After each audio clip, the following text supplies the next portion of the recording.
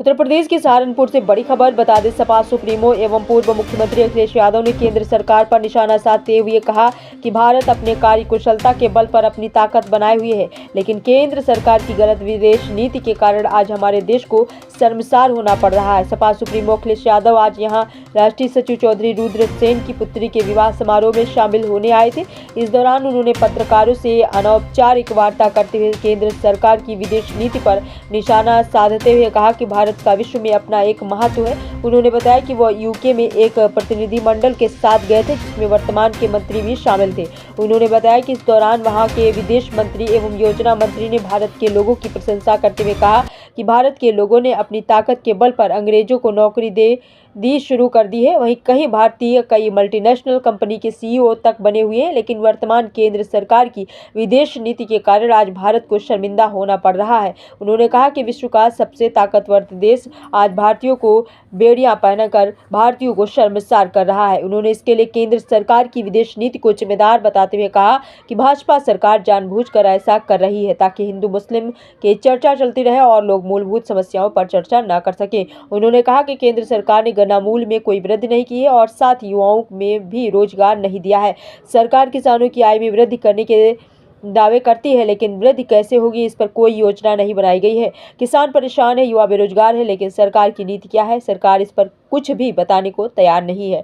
उन्होंने बजट पर कहा कि केंद्र सरकार के बजट से जो उम्मीद की गई थी वैसा बजट प्रस्तुत नहीं किया गया है और उत्तर प्रदेश के बजट में भी कुछ ऐसा ही होने वाला है, क्योंकि सरकार की कोई योजना और नीति नहीं है। उन्होंने कहा सरकार हर तरफ से पूरी तरह विफल साबित हो रही है। तो आइए देखते हैं सहारनपुर से जोगेंद्र कल्याण की खास रिपोर्ट। ये भी बजट सत्र है। बजट सत्र में हमें उम्मीद जो थी देश के बजट से, वो उम्मीद तो पूरी नहीं हुई, मायूसी सी रही। प्रदेश क्या दे देगा नया? और जब प्रदेश की सरकार सब पैसा कुंभ में लगा देगी, जब सब पैसा कुंभ में लगा देंगे तो फिर किसान के लिए क्या होगा?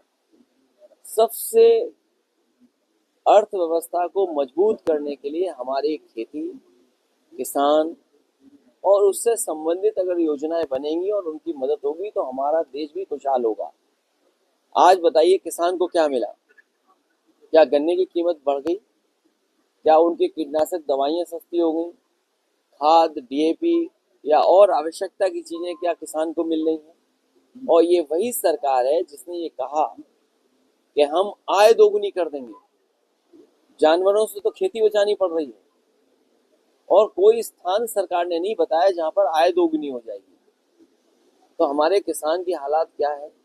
इसी तरह नौजवान भी बड़े पैमाने पे बेरोजगार हो रहा है, न नौकरी न रोजगार। और आपने देखा कि जो ये कहते थे कि हम $5 ट्रिलियन की इकोनॉमी बनाएंगे, जो ये कहते थे कि हम विश्व गुरु बन गए हैं, जो ये कहते थे कि हम 3 नंबर की अर्थव्यवस्था बहुत जल्दी बन जाएंगे, जो ये कहते थे कि आज दुनिया में भारत का डंका बज रहा है, क्या ये किसी देश ने अपने नागरिकों को ऐसे देखा होगा कि बीड़ियां लगा करके आए हों, हथकड़ी लगा करके आए हों?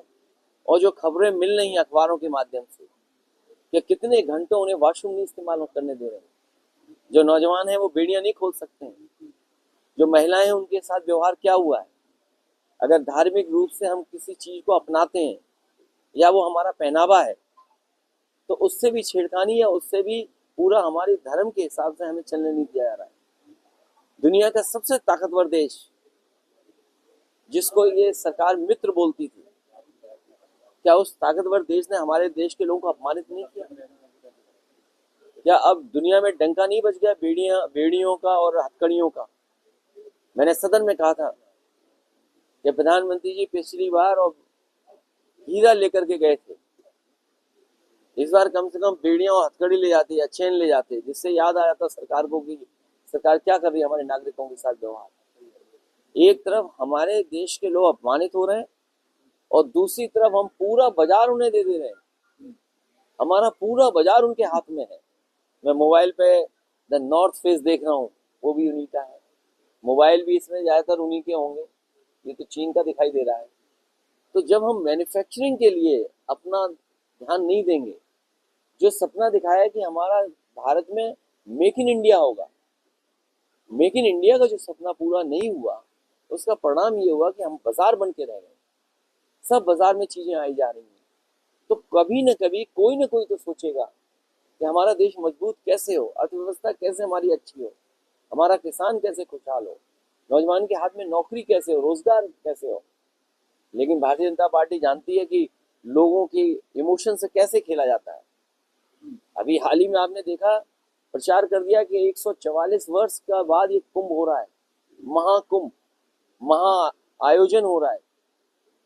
लेकिन साइंटिफिकली अगर हम जानना चाहें, किसी एस्ट्रोनॉमी के माध्यम से कुछ जानना चाहें कि ये पहली बार हो रहा है क्या, जितने भी कुंभ होते हैं वो सब 144 वर्ष के बाद होते हैं। कोई कुंभ ऐसा नहीं है जो 144 वर्ष के बाद ना होता हो, क्योंकि कब धरती बनी, कब ये हमारे प्लैनेट्स बने, कब यूनिवर्स बना होगा। और फिर सम्राट हर्षवर्धन ने शुरू किया था कुंभ का आयोजन। ये कह रहे हैं महाकुंभ, और शो ये कर रहे हैं इवेंट के थ्रू, अपने पैसे की ताकत से, अपने पत्रकार साथियों के दबाव बना करके कि ये कुंभ का आयोजन या कुंभ भी इन्होंने शुरू किया है। कुंभ पहले नहीं होता था। बीजेपी के लोग ये प्रचार कर रहे हैं कुंभ तो अभी शुरू किया, इन्होंने शुरू किया है। और जो दुर्दशा हुई है, जो व्यवस्था खराब हुई है,